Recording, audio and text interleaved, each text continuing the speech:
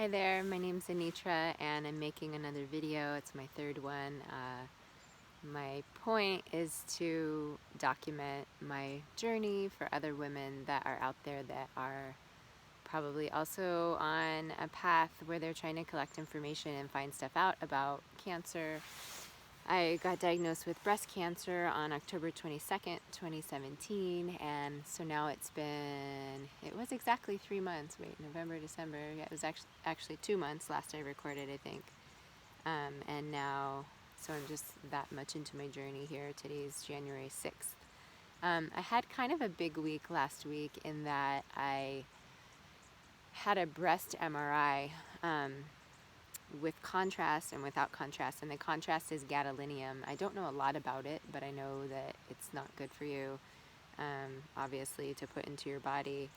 I've done that now twice because they did a brain MRI and they did contrast and no contrast with gadolinium as well. And then with the PET CT scan, I think it's FDG, and I forget what that's short for.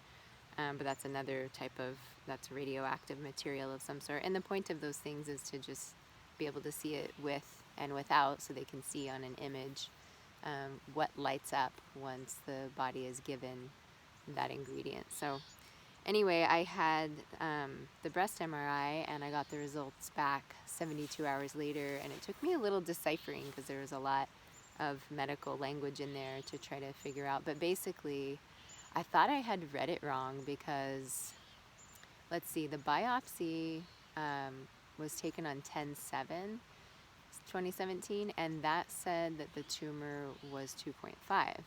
Well, I've since learned that a biopsy is a very rough estimate, and not only that, but the place where I got the biopsy done, your results and the reading is only as good as the equipment. So obviously the better the equipment, the more expensive it's going to be, and I'm sure those things are like hundreds of thousands of dollars, if not more. Actually, I read the MRI machine that I went into, it was a Hitachi machine. It cost $1.5 million. I mean, no private practice is really going to spend that kind of money. I went to a big place in Folsom, California, huge hospital down there. So anyway, this is good information for me because I really was living like that was definitive. Any imaging results I got, that's what it was. So I had the biopsy, they said 2.5. Okay, great, 2.5, that's what I thought. And then I went and saw the radiologist sometime after that, and I think it's called palpation, where they visualize, or they do it by feel, so they're not using machine. And he estimated it to be 5 centimeters. And when he said that, I was like, are you crazy? How did it go from 2.5 to 5 in a month or less, I think it was? And I was pretty pissed off that because he was kind of a haughty, like, you need to get radiation. And then he's like, oh yeah, it's at least 5 centimeters. And I was like, screw you, how could it be? It's got to be 2.5. That's what the biopsy said. So what I learned yesterday, and it's weird because at that appointment with the radiologist, he didn't say, oh, this is very crude. This is a crude, basically eyeball measurement, and the biopsy is also extremely crude. So it would have been nice to know that. But you learn as you go, right? I'm learning as I go. So then the breast MRI basically said 4.9 centimeters by, I don't remember what the rest of it was, but less than that. They measured it from head to toe, side to side, and then the depth. And of those 3 measurements, the largest was 4.9. So I was pretty distraught yesterday, actually. I didn't realize quite that I was until I did. And I was like, what's going on? What am I dealing with right now? And I realized I've spent a lot of money.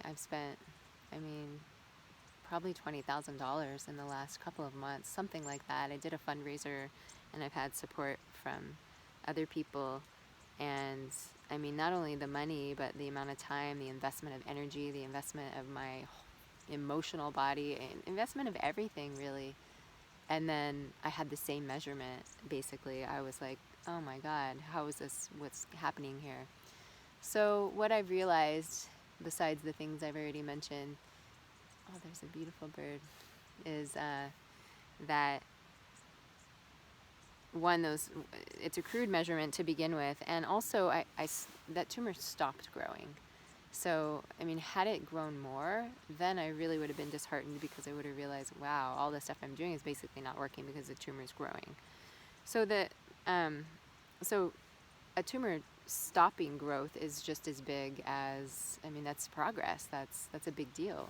And it sunk in yesterday somehow. I realized, I follow a lot of different groups on Facebook and read a lot of things online, and I realized through hearing other things that people were saying, that that's actually good news. So there's that. And then also, the doctor explained to me yesterday, I saw a surgeon, and he's the one that helps me understand all this stuff, the MRI results and stuff. And he said, if I remember this correctly, that a cancer cell doubles in size. It takes, gosh, oh my gosh, I'm going to forget. It takes, I think, basically it takes something like 2 months. No, longer than that. Shit, I can't remember. I think it was a day for one cell to double. For one cell. And the tumor is, I think, millions of cells. Certainly hundreds of thousands of cells. Basically, the point is to say it took years for it to get 4.9 centimeters. It'll take years for it to get whatever that would be, 4.9 times 2 centimeters. It's not going to happen overnight. And so that was good. I was like, okay, 2 months in, I got to see some progress. It's probably half.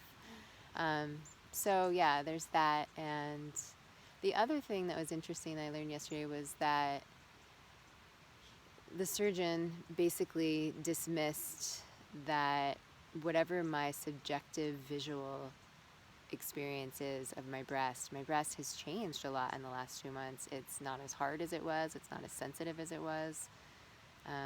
The nipple was inverted. That's a really common thing that happens in breast cancer that I've learned.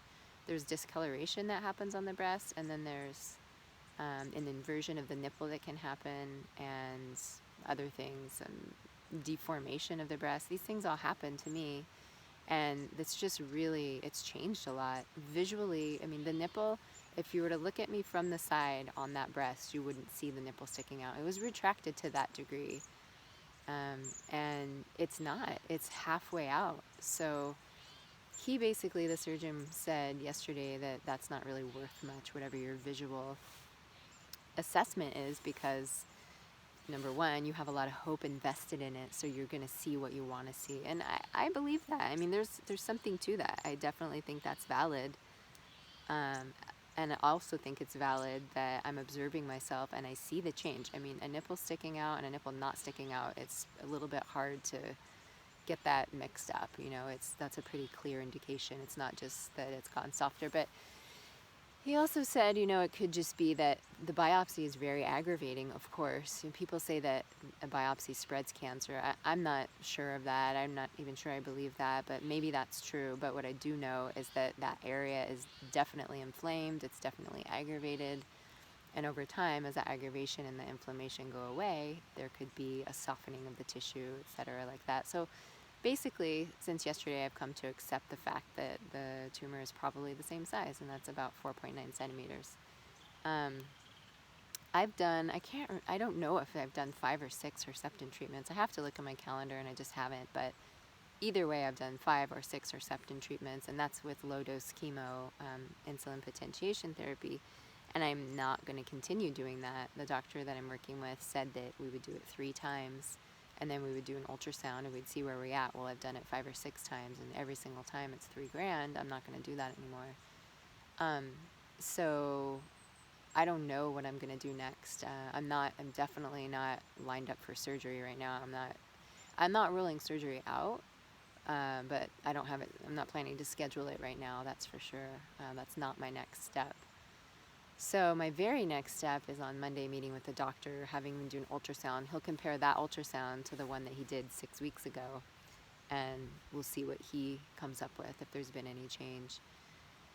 Yeah, so it's kind of a big turning point. I'm gonna keep doing what I'm doing. I've narrowed down my supplement regimen to be that which are indicated on the RGCC test, which is the Greek test. A lot of people that are doing alternative or integrative approaches use this test called the RGCC test, and it gives percentages of all the natural substances that would help you with your particular cancer outside of a petri dish. So I'm only using the ones that are 25% and higher, which ends up being about 8 different, maybe less, maybe five different supplements. Plus I'm doing other ones like CoQ10 and low-dose naltrexone, progesterone creams, things that didn't necessarily indicate they would work for the cancer, but that are good for me for overall health, things that reduce inflammation. So I feel really good about streamlining the supplements that I'm doing. I'm still doing the biomat. I'm still doing a coffee enema every day. I modified my eating habits, although I've gotten a little bit sloppy recently with it. I'm not eating sugar. I don't get sloppy about not eating sugar, but I have gotten sloppy about some of the grains I've eaten. But I also am really a believer that each cancer is different, each body is different, each person's response and program and path they take are different. And I'm really spending this time going within, listening to myself, turning up the volume on my whole internal experience. I'm seeing more and more how really everything about this journey is coming from me. It's my job to take the information in, to learn what I can, to gather, to discover, to ask questions, and then decide from there, because nobody's right. There isn't one right answer. And that becomes more and more clear to me every day, which is a really powerful place to be. It's really powerful to know that your life is in your own hands. My life is in my hands. Nobody gets to say how it's going to go. So, yeah, I guess that's my update for this week, and we'll see what happens after next week. I've been getting used to going to the clinic in Carson City and making a weekly trip out of that, but I pretty much have exhausted those funds because that was a really expensive way to go. I might look at getting the Herceptin treatments through the hospital, which means using my insurance. And there's a possibility, I have to ask the oncologist I'm working with, if they could decrease the dosage of the Herceptin. I gathered that might be possible when I spoke to the surgeon yesterday. He said that there's a possibility that the oncologist could slightly deviate from what the standard course of treatment is. So, and he was, insofar as he was ready to give me Herceptin by itself. Actually, at first the insurance denied that, and then somehow they magically approved it. You know, is how these things work. So there are, it seems like, subtle variations they can make on what kind of treatment they'll give. So we shall see what is next. Thanks for watching. Thanks for listening. Thanks for caring. Hope you have a great day.